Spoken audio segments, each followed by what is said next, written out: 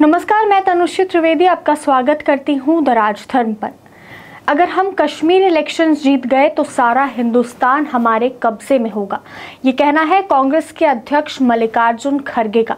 कांग्रेस नेता राहुल गांधी के साथ वो श्रीनगर पहुंचे और वहां अपने भाषण के दौरान उन्होंने ये बयान दिया। एक तरफ पूरा इंडी गठबंधन कहता है कि भारत की आज़ादी सत्ताधारी छीन रहे हैं, लगातार ये आरोप लगाते हैं कि भारत में तानाशाही है, और दूसरी तरफ कांग्रेस के ही अध्यक्ष देश पर कब्जा करने की बात करते हैं। पहले आप मल्लिकार्जुन खड़गे का ये बयान सुनिए कि जम्मू कश्मीर की चुनाव अगर हम जीतेंगे तो सारा हिंदुस्तान हमारे कब्जे में आएगा।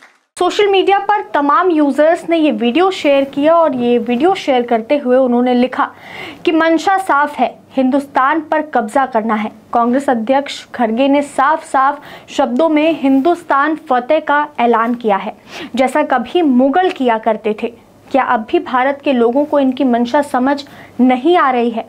तो वहीं दूसरे यूजर ये लिखते हैं कि कांग्रेस बहुत खतरनाक खेल खेल रही है।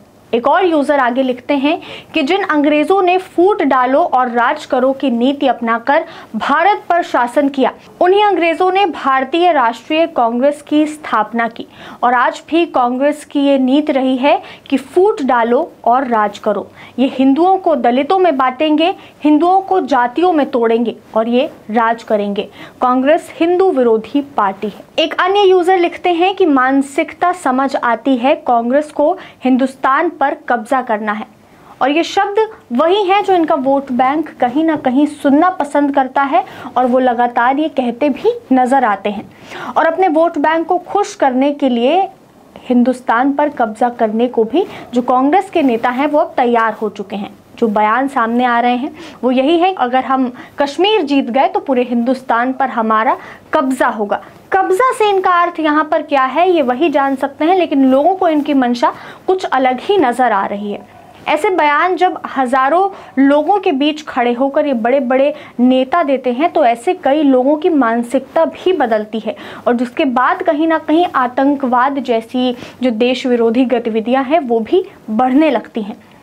कुछ सालों पहले, लगभग 5 साल पहले की बात है, कांग्रेस के ही नेता शगीर सैयद खान ने एक बयान दिया था जो सोशल मीडिया पर उस वक्त भी खूब वायरल हुआ था, और अब इलेक्शन से पहले भी एक बार फिर से वायरल होना शुरू हो चुका है। उन्होंने कहा था कि हम चाहते हैं कि अगर अब कांग्रेस की सरकार बनी तो यहाँ पर खून खराबा करा रही भारतीय जनता पार्टी, उसका अंत होगा, और जो लोग इसमें मारे गए हैं आतंकवाद के नाम पर, जो लोग जेल में बंद हैं, उन्हें जेल से छुड़वाया जाएगा।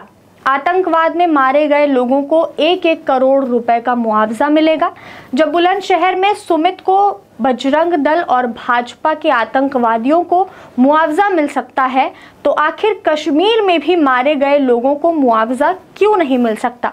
उन्हें जेल से रिहा किया जाएगा। अगर कांग्रेस की सरकार आई तो मॉडर्निटी कमीशन कश्मीर में नियुक्त किया जाएगा, और जिन लोगों ने फौज को आदेश देकर निर्दोष लोगों के कत्लेआम कराए हैं, जिनके कत्ल कराए हैं, वो चाहे कितना भी बड़ा बीजेपी का नेता क्यों ना हो, उसे फांसी की सजा जरूर दिलाई जाएगी।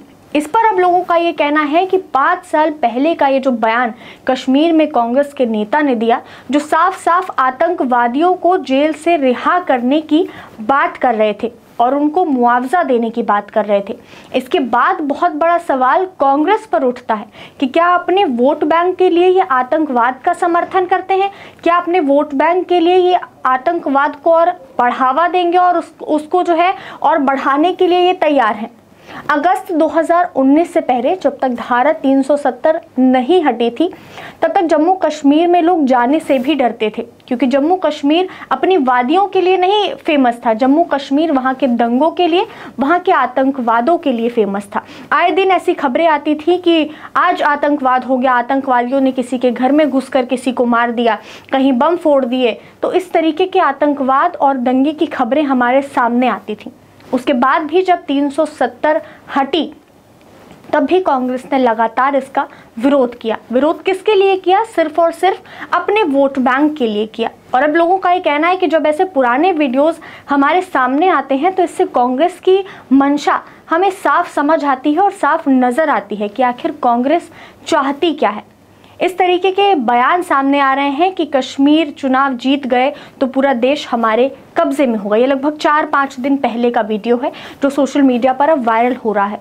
तो किस तरह का कब्जा करने की बात ये नेता कर रहे हैं और इसके पीछे की इनकी क्या सोच है, क्योंकि जीत की ललक हर पार्टी के नेताओं में होती है, लेकिन जीत को आप कभी भी कब्जे के तौर पर नहीं, जीत शब्द के लिए आप कभी भी कब्जे का इस्तेमाल नहीं कर सकते, क्योंकि जीत और कब्जे में ज़मीन और आसमान का फ़र्क होता है। तो लोगों का ये कहना है कि कब्जा करने के बाद से इनकी मानसिकता कहीं ना कहीं बिल्कुल साफ नज़र आती है कि ये भारत पर जीत नहीं हासिल करना चाहते हैं, भारत के कानूनों के हिसाब से काम नहीं करना चाहते हैं, बल्कि ये सीधे सीधे भारत पर कब्जा करना चाहते हैं, जैसा मुगल पहले कर चुके हैं, जिस तरीके से मुगल भारत पर राज कर चुके हैं। इतने साल लगे जम्मू कश्मीर से आतंकवाद खत्म करवाने के लिए, न जाने कितनी जानें गई हैं, कितने परिवार तड़पे हैं, कितने बच्चे अकेले रह गए। उसके बावजूद इस तरीके के बयान ये लोग जब जनता के सामने देते हैं, जम्मू कश्मीर में जब इस तरीके के बयानों से जनता को संबोधित करते हैं, तो आपको क्या लगता है इन चीज़ों से क्या